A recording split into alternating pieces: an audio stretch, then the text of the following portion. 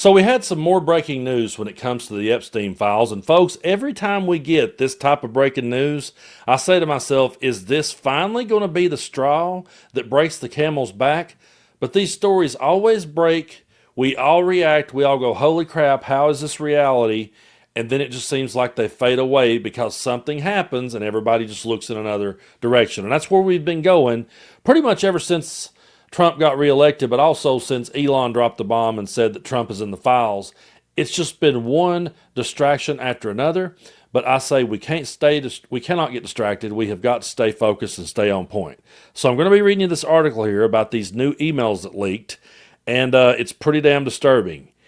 And if you are one of the people who got behind Trump because you thought he was going to expose the deep state and drain the swamp, he is the deep state. He is the swamp. I'm convinced of that. There's just, at this point, there's no way that anyone could pretty much convince me otherwise. And don't give me, well, he was down there trying to make sure he was being an undercover agent. No, this ain't a Charlie Daniels song. And if you get that joke, you can be my friend. But anyway, let's bring this one up here from the New York Times, okay? So Epstein alleged in emails that Trump knew of his conduct. In a message obtained by Congress, the convicted sex offender Jeffrey Epstein wrote that Donald Trump spent hours at his house with one of Epstein's victims. Yeah, folks. House Democrats on Wednesday released emails in which Jeffrey Epstein wrote that Donald Trump had spent hours at my house with one of Epstein's victims, among other messages that suggested that the convicted sex offender believed that Trump knew more about his abuse than he acknowledged. Mr. Trump has emphatically denied any involvement in or knowledge of Mr. Epstein's sex trafficking operation.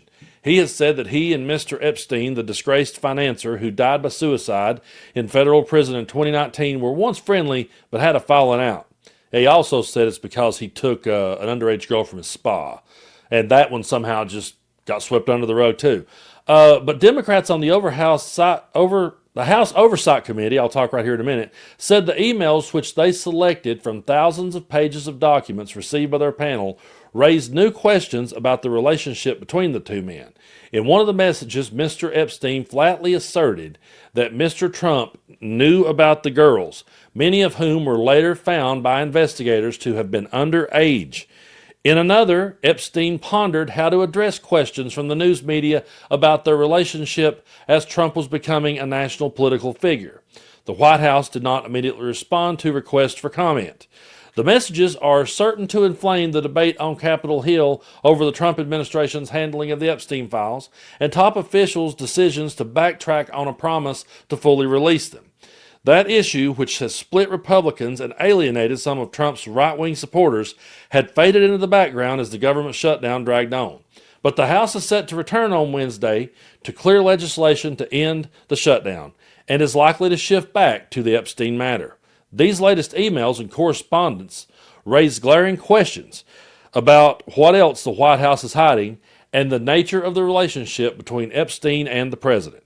The three separate email exchanges released on Wednesday were all from Mr. Epstein's 2008 plea deal in Florida on state charges of soliciting prostitution, in which federal prosecutors agreed to pursue charges. They came years after Mr. Trump and Epstein reportedly had a falling out in the early 2000s. One was addressed to Mr. Epstein's longtime confidant, Ghislaine Maxwell, while two were addressed to the author, Michael Wolff. So in one email on April of 2011, Epstein told Maxwell, who was later convicted on charges related to facilitating his crimes, I want you to realize, folks, listen to this. I want you to realize that the dog that hasn't barked is Trump, he added. And then he added that an unnamed victim spent hours at my house with him. He has never once been mentioned. I have been thinking about that, Maxwell wrote back. And in an email from January of 2019, Epstein wrote to Mr. Wolff of Trump, of course he knew about the girls, as he asked Ghislaine to stop. House Democrats, citing an unnamed whistleblower, said this week that Maxwell was preparing to formally ask Trump to commute her federal prison sentence. The emails were provided to the Oversight Committee, along with a larger tranche of documents of Mr. Epstein's estate that the panel requested as part of an investigation into Epstein and Maxwell, who's now serving 20 years on sex trafficking charges.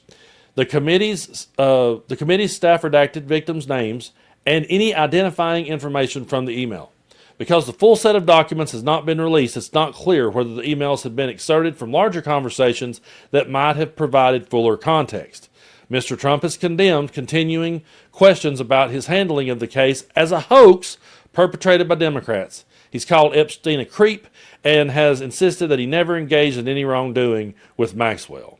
Both Trump and Epstein split their time between New York and Palm Beach, Florida, and they were friends in the 1990s and early 2000s. Their relationship appeared to fizzle out around 2004, though Trump and those close to him have offered different accounts of why. By one account, they fell out after trying to outbid each other on a Palm Beach real estate. Last summer, Trump said that Epstein had hired away spa attendants at Mar-a-Lago, his private club and resident in Palm Beach. The girl was underage, by the way. Virginia Giuffre was underage, and that's who he was talking about. He said that he had kicked Trump out of his golf club and that he believed one of the women was Virginia Giuffre, who said Maxwell recruited her into Epstein's sex ring while she was working at Mar-a-Lago as a teenager. At the time, Epstein emailed Maxwell in 2011 calling Trump the dog that didn't bark. Trump was a reality television star and New York tabloid celebrity who was years away from becoming the president. I'll go ahead and stop reading right there. But I just wonder, how long will this one stick before something happens and everybody looks the other way? And I know there's going to be people that'll say, well, they're taking all this out of context. But if that's just one thing that's hidden, and we've seen all these other things come out, then the question becomes, what else is hidden? I mean, this feels weird to me because MAGA was the conspiracy theorist. They were the one that was always questioning every single thing that was said, and now they're just getting slapped in the face with stuff every day, and they're refusing to question any of it. And that's the part that I will never fully understand. I am glad to see some people walking away, and we've covered people here on the channel like the UFC fighter, Bryce Mitchell, who was like these Epstein files. You know, that's one of the first reasons why I'm walking away, because he promised to release them, and now he looks guilty as shit. He looks guilty as shit. And it just keeps, these stories keep breaking and we keep covering them, and then something else happens and we look the other way.